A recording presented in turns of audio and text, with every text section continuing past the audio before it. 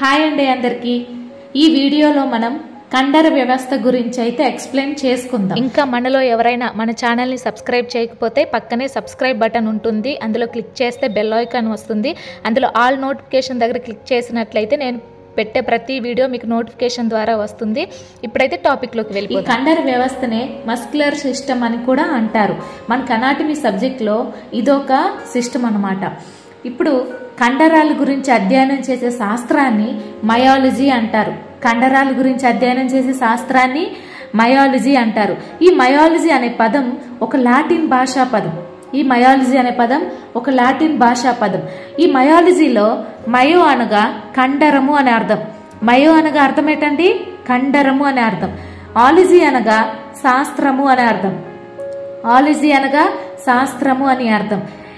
ఈ కండరాల యొక్క ఉపయోగాలు మనం చూసుకున్నట్లయితే ఈ కండరాలు అనేవి శరీర భాగాలు చలనంలో పాల్గొనే విధంగా చేస్తుంది. ఈ కండరాలు అనేవి శరీర భాగాలను చలనంలో పాల్గొనే విధంగా చేస్తుంది. అదే విధంగా శక్తి జనకాలుగా ఉపయోగపడుతుంది. ఈ కండరాలు అనేవి శక్తి జనకాలుగా ఉపయోగపడుతుంది. నెక్స్ట్ వేడిని కలుగజేస్తుంది. ఈ కండరాలు అనేవి వేడిని కలుగజేస్తుంది. అదేవిధంగా గ్లూకోజ్ అనేది కండరములో కాలేయములో గ్లైకోజన్ రూపంలో నిల్వ ఉంటుంది. ఈ గ్లూకోజ్ అనేది కండరములో కాలేయములో గ్లైకోజన్ రూపంలో నిల్వ ఉంటుంది. శరీరంలో సుమారు 639 లేదా 650 కండరాలు ఉంటాయి. మానవ శరీరంలో సుమారు 639 లేదా 650 కండరాలు ఉంటుంది.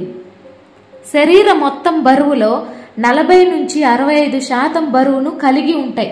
ఈ కండరాలు అనేవి శరీరం మొత్తం బరువులో 40 నుంచి 65% బరువును కలిగి ఉంటాయంట. కండరాలలో మయోగ్లోబిన్ అనే పిగ్మెంట్ ఉండడం వలన ఎరుపు రంగు వచ్చును. ఈ మయోగ్లోబిన్ అనే పిగ్మెంట్ కండరంలో ఉండడం వలన ఎరుపు రంగు వచ్చును. కండరాలలో రసాయనిక శక్తిని యాంత్రిక శక్తిగా మార్చును. కండరాలలో నీరు 75%, ఘన పదార్థాలు 25% ఉంటుంది. కండరాలలో వాటర్ అనేది 75% ఉంటుంది, ఘన పదార్థాలు అనేవి 25% ఉంటుంది. ఘన పదార్థాలలో ప్రోటీన్స్ 20% ఉంటుంది, ఆర్గానిక్ పదార్థాలు అనేవి 5% ఉంటుంది. ఘన పదార్థాలలో ప్రోటీన్స్ అనేవి 20% ఉంటుంది, ఆర్గానిక్ పదార్థాలు అనేవి 5% ఉంటుంది. ఇప్పుడు మనం ఈ పాయింట్స్ బిట్ రూపంలో ఏ విధంగా తయారు చేసుకోవచ్చో తెలుసుకుందాం. కండరాల గురించి అధ్యయనం చేసే శాస్త్రాన్ని ఏమంటారు? మయాలజీ అనేది ఏ భాషా పదం? లాటిన్ భాషా పదం. మయాలజీలో మయో అనగా అర్థం ఏమిటి? కండరము. శరీర భాగాలు చలనంలో పాల్గొనే విధంగా చేసేది ఏంటి? కండరాలు. అదేవిధంగా గ్లూకోజ్ కాలేయంలో దేని రూపంలో నిల్వ ఉంటుంది? గ్లైకోజన్ రూపంలో నిల్వ ఉంటుంది. మానవ శరీరంలో కండరాల సంఖ్య 650 లేదా 639. శరీరం మొత్తం బరువులో కండరాలు ఎంత బరువును కలిగి ఉంటుంది? 40 నుంచి 65%. కండరాలు మయోగ్లోబిన్ ఉండడం వల్ల ఏ రంగులో ఉంటుంది? ఎరుపు రంగులో ఉంటుంది. కండరాలు ఎరుపు రంగులో ఉండడానికి గల కారణం మయోగ్లోబిన్ ఉండడం వల్ల. అదేవిధంగా కండరాలలో నీరు ఎంత శాతం ఉంటుంది? 75% ఉంటుంది. ఘన పదార్థాలు ఎంత శాతం ఉంటుంది? 25% ఉంటుంది. ఘన పదార్థాలలో ప్రోటీన్స్ ఎంత శాతం ఉంటుంది? 20% ఉంటుంది. ఆర్గానిక్ పదార్థాలు ఎంత శాతం ఉంటుంది? 5% ఉంటుంది. ఇలా మనం బిట్స్ అనేవి తయారు చేసుకోవచ్చు. ఇప్పుడు మనం కండర నిర్మాణం గురించి ఎక్స్ప్లెయిన్ చేసుకుందాం. కండర నిర్మాణం మనకి ఈ విధంగా ఉంటుంది. ఇది ఎముక, టెండన్, కండరము. కండరాన్ని కప్పి ఉన్న పొరను ఎపిమైసియం అంటారు. ఇది కండరం కదండి, దీని చుట్టూ ఉన్న పొరను ఎపిమైసియం అని అంటారు. ఒక్కొక్క కండరం లోపల చిన్న చిన్న కట్టెలుగా ఉంటాయి. దీనినే ఫెసిక్యులస్ అని అంటారు. ఈ ఫెసిక్యులస్ యొక్క పై పొరను పెరిమైసియం అంటారు. ఇది ఫెసిక్యులస్ కదండి, దీని యొక్క పై పొరను పెరిమైసియం అని అంటారు. అదేవిధంగా ఫెసిక్యులస్ లో కొన్ని వందల సంఖ్యలో కండర తంతువులు లేదా మయోఫైబ్రిల్స్ ఉంటాయి. ఈ వెసిక్యులస్ లో కొన్ని వందల సంఖ్యలో ఈ లోపల ఉన్నాయి చూడండి, కొన్ని వందల సంఖ్యలో కండర తంతువులు ఉంటాయి. దాన్నే మయోఫైబ్రిల్స్ అని కూడా అంటారు. అయితే ఈ కండర తంతువు చుట్టూ ఉన్న పొరను సార్కోలెమ్మా అంటారు. కండర తంతువు చుట్టూ ఉన్న పొరను ఏమంటారండి? సార్కోలెమ్మా అని అంటారు. అదేవిధంగా కండర కణమును సార్కోజోమ్స్ అంటారు. ఈ కండర కణమును ఏమంటారండి? సార్కోజోమ్స్ అని అంటారు. ఈ కండర కణం లోపల ఉన్న ద్రవాన్ని సార్కోప్లాజం అంటారు. ఈ కండర కణం లోపల ఉన్న ద్రవాన్ని ఏమంటారండి? సార్కోప్లాజం అని అంటారు. ఈ కండర కణం చుట్టూ ఉన్న పొరను ఎండోమైసియం అని అంటారు. ఈ కండర కణం చుట్టూ ఉన్న పొరను ఎండోమైసియం అని అంటారు. ఒక కండరంలో దాదాపు 100 నుండి 150 వరకు కండరాల కట్టెలు ఉంటాయి. ఒక కండరంలో దాదాపు 100 నుండి 150 కండర కట్టెలు అని ఉంటాయి. నెక్స్ట్ ఈ కండర తంతువులో యాక్టిన్ మయోసిన్ అనే 2 ఫిలమెంట్స్ మయోఫిలమెంట్స్ అనేవి ఉంటాయి. ఇవి కండరాలు సంకోచ వ్యాకోచాలకు ఉపయోగపడుతుంది. ఈ యాక్టిన్ మయోసిన్ దేనికి ఉపయోగపడుతుందండి? సంకోచ వ్యాకోచాలకు ఉపయోగపడుతుంది. ఈ యాక్టిన్ ఫిలమెంట్స్ పలుచగా కాంతివంతముగా ఉంటుంది. ఈ యాక్టిన్ ఫిలమెంట్స్ అనేవి పలుచగా కాంతివంతంగా ఉంటుంది. అయితే ఐ బ్యాండ్ లో యాక్టిన్ ఉంటుంది. ఐ బ్యాండ్ లో యాక్టిన్ ఉంటుంది. నెక్స్ట్ మయోసిన్ ఫిలమెంట్ అనేది మందముగా కాంతి తక్కువగా ఉంటుంది. ఇది ఏ బ్యాండ్ లో మయోసిన్ ఉంటుంది. అదేవిధంగా కండర కణజాలము ఒక సంయోజక కణజాలం. కండర కణజాలము ఒక సంయోజక కణజాలం. ఇప్పుడు కండర నిర్మాణం గురించి తెలుసుకున్నాం కదండి. ఇప్పుడు ఈ పాయింట్స్ ని మనం బిట్ రూపంలో ఎలా తయారు చేసుకోవచ్చో చూద్దాం. కండరాన్ని కప్పి ఉన్న పొరను ఏమంటారు? ఎఫిమైసియం అని అంటారు. నెక్స్ట్ కండరంలో ఉన్న చిన్న చిన్న కట్టెలను ఏమంటారు? వెసిక్యులస్. వెసిక్యులస్ చుట్టూ ఉన్న పొరను ఏమంటారు? పెరిమైసియం. అదేవిధంగా కండర తంతువు చుట్టూ ఉన్న పొరను ఏమంటారు? సార్కోలెమ్మా. కండర కణాన్ని ఏమంటారు? సార్కోజోమ్. కండర కణం లోపల ఉన్న ద్రవ పదార్థాన్ని ఏమంటారు? సార్కోప్లాజం. కండర కణం చుట్టూ ఉన్న పొరను ఏమంటారు? ఎండోమైసియం. అదేవిధంగా ఒక కండరంలో ఎన్ని కండర కట్టలు ఉంటాయి? 100 నుండి 150 వరకు ఉంటాయి.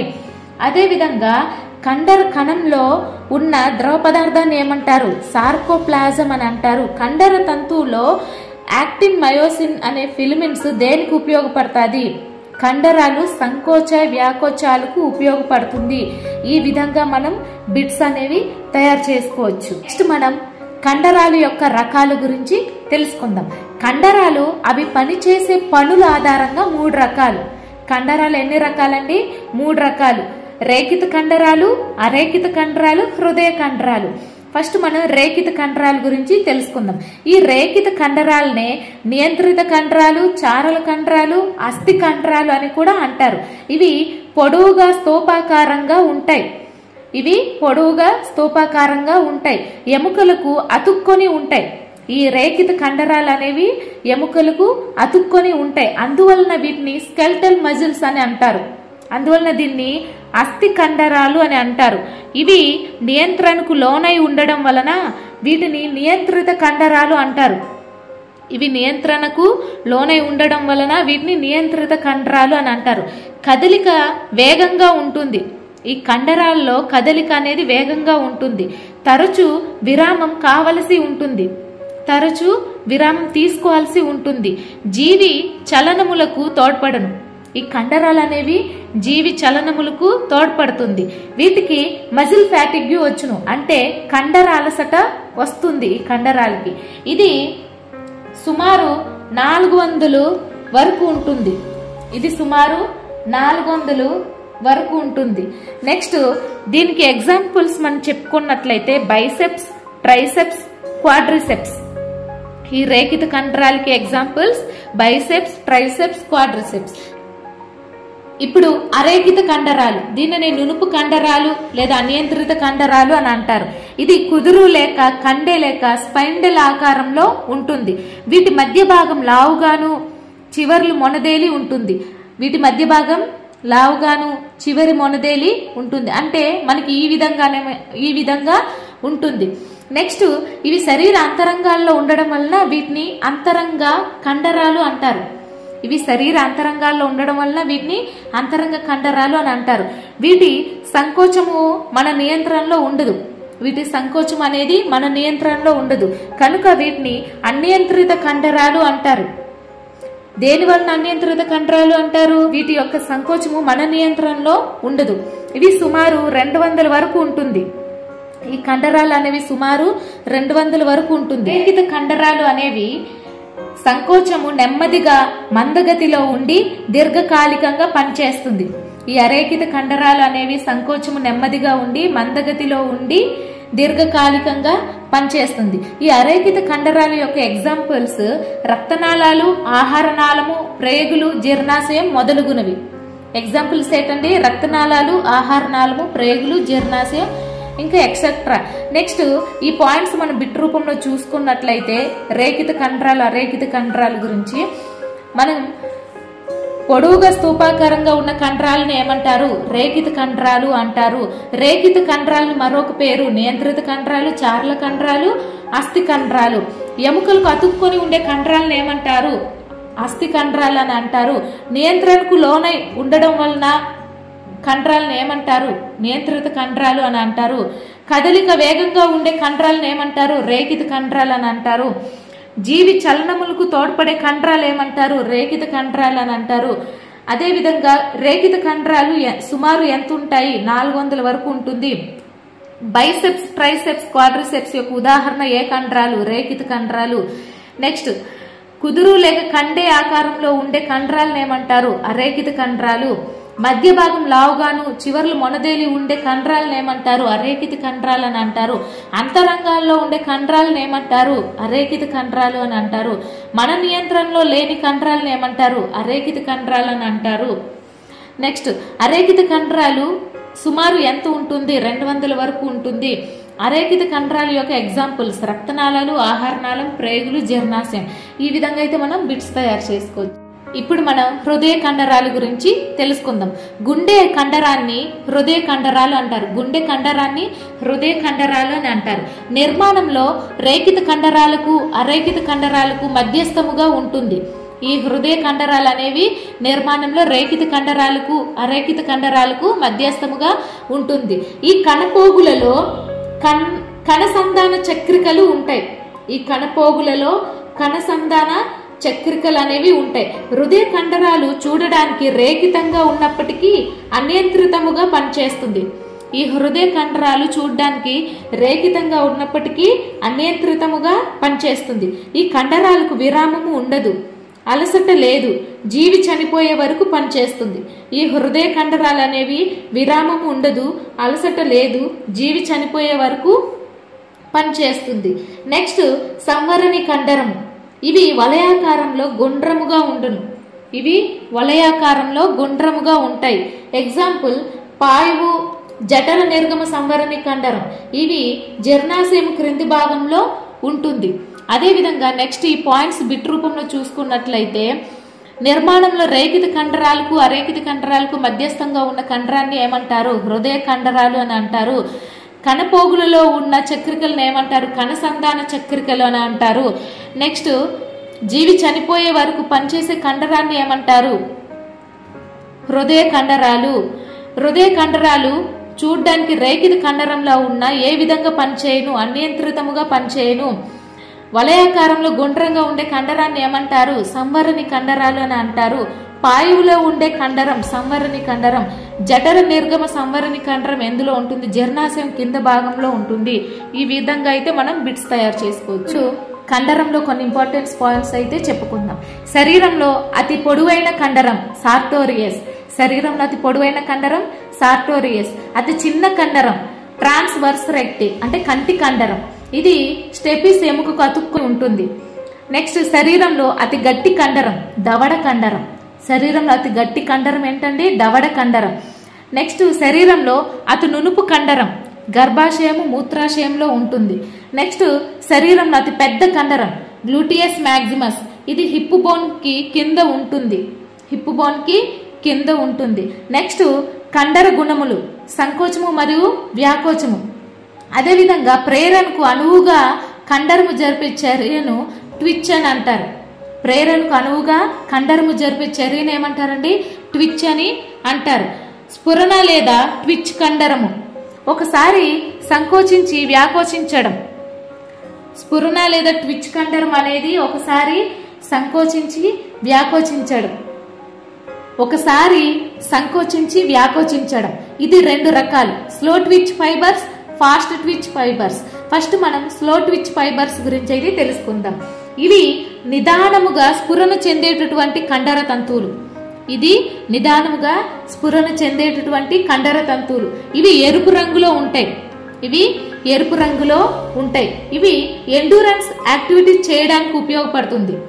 ఈ స్లో ట్విచ్ ఫైబర్స్ అనేవి ఎండ్యూరెన్స్ యాక్టివిటీస్ చేయడానికి ఉపయోగపడుతుంది. అనగా ఎక్కువ దూరం పరిగెత్తినటువంటి క్రీడాకారులలో ఉంటుంది. అంటే లాంగ్ రన్స్ పరిగెత్తే క్రీడాకారులలో ఉంటుంది. వీటిని ఎరోబిక్ యాక్టివిటీస్ అని అంటారు. ఈ స్లో ట్విచ్ ఫైబర్స్ ఏమంటారండి? ఎరోబిక్ యాక్టివిటీస్ అని అంటారు. నెక్స్ట్ ఫాస్ట్ ట్విచ్ ఫైబర్స్ గురించి తెలుసుకుందాం. ఇవి త్వరగా స్ఫురణ చెందేటటువంటి కండర తంతువులు. ఇవి తెలుపు రంగులో ఉంటాయి. ఇవి స్ప్రింట్ యాక్టివిటీస్ కు ఉపయోగపడుతుంది. ఇవి దేనికి ఉపయోగపడుతుందండి? స్ప్రింట్ యాక్టివిటీస్ అంటే తక్కువ దూరం పరిగెత్తినటువంటి క్రీడాకారుల్లో ఉంటుంది. ఇది తక్కువ దూరం పరిగెత్తినటువంటి క్రీడాకారుల్లో ఉంటుంది. అంటే షార్ట్ రన్స్. వీటిని అనరోబిక్ యాక్టివిటీస్ అని అంటారు. అదేవిధంగా కండర సంకోచమునకు అతి ముఖ్యమైన భాగము యాక్టిన్ మయోసిన్. అతి ముఖ్యమైన భాగము యాక్టిన్ మయోసిన్. ఇవి కండర ప్రోటీన్లు. కండర తంతువులోని కాంతి భాగాన్ని ఐసోట్రోపిక్ బ్యాండ్ అంటారు. ఇది కండర తంతువులోని కాంతి భాగాన్ని ఐసోట్రోపిక్ బ్యాండ్ అంటే ఐ బ్యాండ్ అంటారు. ఇది యాక్టిన్ లో ఉంటుంది. అదే కండర తంతువులోని నిష్కాంతి భాగాన్ని ఎనైసోట్రోపిక్ బ్యాండ్ అంటారు. అంటే ఏ బ్యాండ్. దీన్ని మయోసిన్ లో ఉంటుంది. ఐ బ్యాండ్ దేనిలో ఉంటుందంటే యాక్టిన్ లో ఉంటుంది. ఏ బ్యాండ్ అనేది మయోసిన్ లో ఉంటుంది.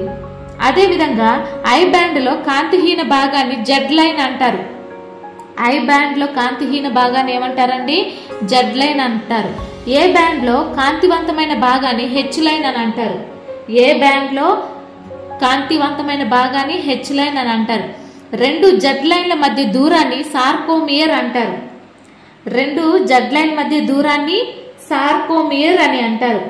అదే కండరం యొక్క క్రియాత్మక నిర్మాణాత్మక ప్రమాణం సార్కోమియర్. కండరం యొక్క క్రియాత్మక నిర్మాణాత్మక ప్రమాణం ఏంటండి? సార్కోమియర్.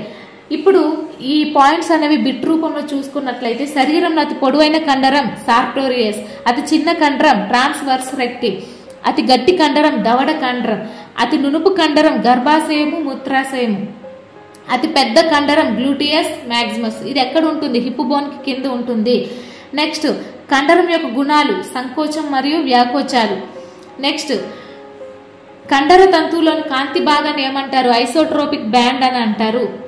ఐ బ్యాండ్ అనేది దేనిలో ఉంటుంది? యాక్టిన్ లో ఉంటుంది. నిష్కాంతి భాగాన్ని ఏమంటారు? ఎనైసోట్రోపిక్ బ్యాండ్ అని అంటారు. ఏ బ్యాండ్ దేనిలో ఉంటుంది? మయోసిన్ లో ఉంటుంది. ఐ బ్యాండ్ లో కాంతిహీన భాగాన్ని ఏమంటారు? జెడ్ లైన్ అంటారు. ఏ బ్యాండ్ లో కాంతివంతమైన భాగాన్ని ఏమంటారు? హెచ్ లైన్ అని అంటారు. రెండు జెడ్ లైన్ల మధ్య దూరాన్ని ఏమంటారు? సార్కోమియర్ అని అంటారు. కండరం యొక్క క్రియాత్మక నిర్మాణాత్మక ప్రమాణం ఏంటి? సార్కోమియర్ అని అంటారు. నెక్స్ట్ స్లో ట్విచ్ ఫైబర్స్ ఏ యాక్టివిటీస్ కి ఉపయోగపడతాయి? ఎండ్యూరెన్స్ యాక్టివిటీస్ కి ఉపయోగపడతాయి. ఇవి ఏ రకానికి చెందిన activities? Aerobic activities. Fast twitch fibres ఏ యాక్టివిటీస్ కి ఉపయోగపడతాయి? స్ప్రింట్ యాక్టివిటీస్ కి ఉపయోగపడతాయి. ఇవి ఏ యాక్టివిటీస్ కి సంబంధించింది? ఎనోరోబిక్ యాక్టివిటీస్ కి సంబంధించినది. నెక్స్ట్ స్లో ట్విచ్ ఫైబర్స్ ఏ రంగులో ఉంటుంది? ఎరుపు రంగులో ఉంటుంది. ఫాస్ట్ ట్విచ్ ఫైబర్స్ ఏ రంగులో ఉంటుంది? తెలుపు రంగులో ఉంటుంది. నెక్స్ట్ ఈ ఎండ్యూరెన్స్ యాక్టివిటీస్ ఎటువంటి క్రీడాకారుల్లో ఉంటుంది? ఎక్కువ దూరం పరిగెట్టే క్రీడాకారులలో ఉంటుంది. స్ప్రింట్ యాక్టివిటీస్ ఎటువంటి క్రీడాకారులలో ఉంటుంది? తక్కువ దూరం పరిగెట్టే క్రీడాకారులలో ఉంటుంది. ఇప్పుడు మనం కండరాల వర్గీకరణ. ఆకారాన్ని బట్టి ఇవి 7 రకాలు. ఫస్ట్ వన్ దీర్ఘరేఖ కండరాలు. ఫస్ట్ వన్ దీర్ఘరేఖ కండరాలు. ఇవి చాలా పొడవుగా ఉంటాయి.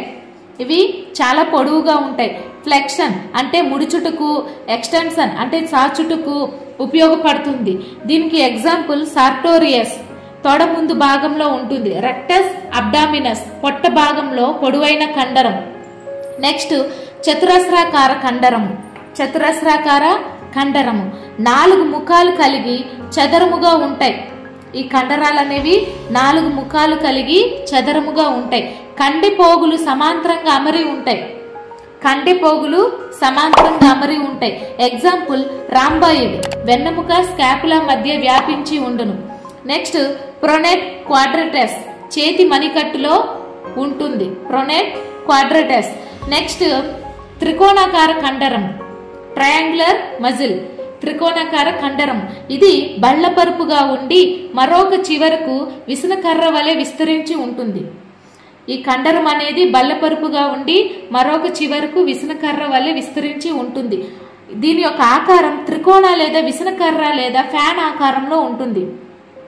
ఈ ట్రయాంగులర్ మజిల్ ఏ ఆకారంలో ఉంటుందండి? త్రికోణ లేదా విసనకర్ర లేదా ఫ్యాన్ ఆకారంలో ఉంటుంది. దీని యొక్క ఎగ్జాంపుల్స్ మనం చూసుకున్నట్లయితే పెక్టోరాలిస్ మేజర్ ఇది రొమ్ము పై భాగంలో ఉంటుంది.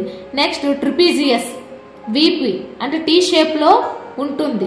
నెక్స్ట్ ఈ పాయింట్స్ మనం బిట్ రూపంలో చూసుకున్నట్లయితే సార్టోరియస్ ఏ రకానికి చెందిన కండరాలు? దీర్ఘరేఖ కండరాలు.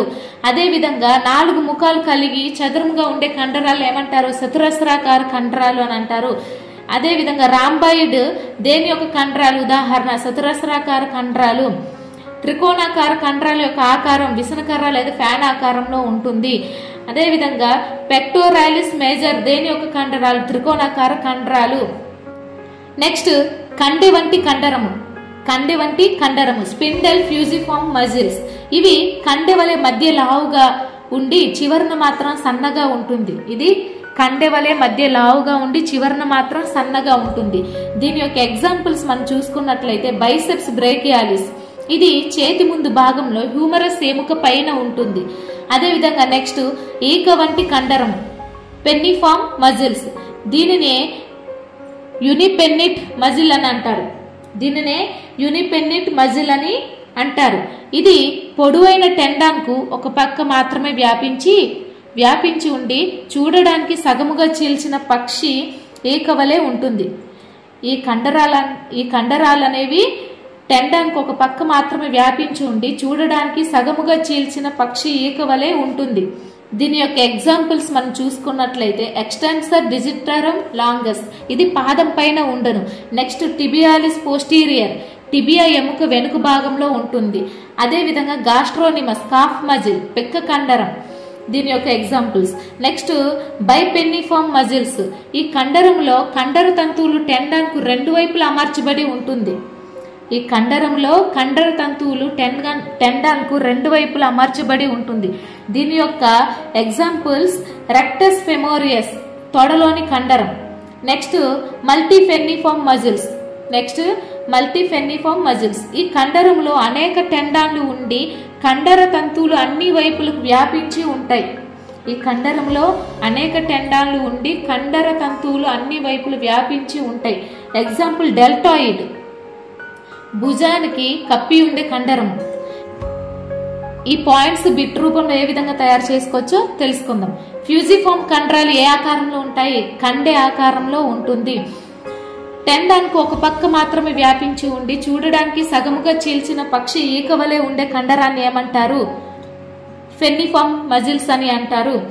గాస్ట్రోనిమస్ పిక్క కండరం యొక్క ఉదాహరణ ఫెన్నిఫార్మ్ మజిల్స్. నెక్స్ట్ రెక్టస్ ఫెమోరియస్ యొక్క ఉదాహరణ బైఫెన్నిఫార్మ్ మజిల్స్. నెక్స్ట్ డెల్టాయిడ్ ఏ కండరం యొక్క ఉదాహరణ? మల్టీఫెన్నిఫార్మ్ మజిల్స్ యొక్క ఉదాహరణ. కండర తంతువుకు ఇరువైపులా అమర్చబడి ఉన్న కండరాన్ని ఏమంటారు? బైఫెన్నిఫార్మ్ మజిల్స్ అని అంటారు. కండర తంతువుకు అన్ని వైపులు వ్యాపించి ఉన్న కండరాన్ని ఏమంటారు? మల్టీఫెన్నిఫార్మ్ మజిల్స్ అని అంటారు. బైసెప్స్ బ్రేకియాలిస్ అనే కండరము దేని యొక్క కండర ఉదాహరణ? ఫ్యూజిఫార్మ్ కండరం యొక్క ఉదాహరణ. ఈ విధంగా బిట్స్ అనేవి తయారు చేయాలి. Thank you so much to all.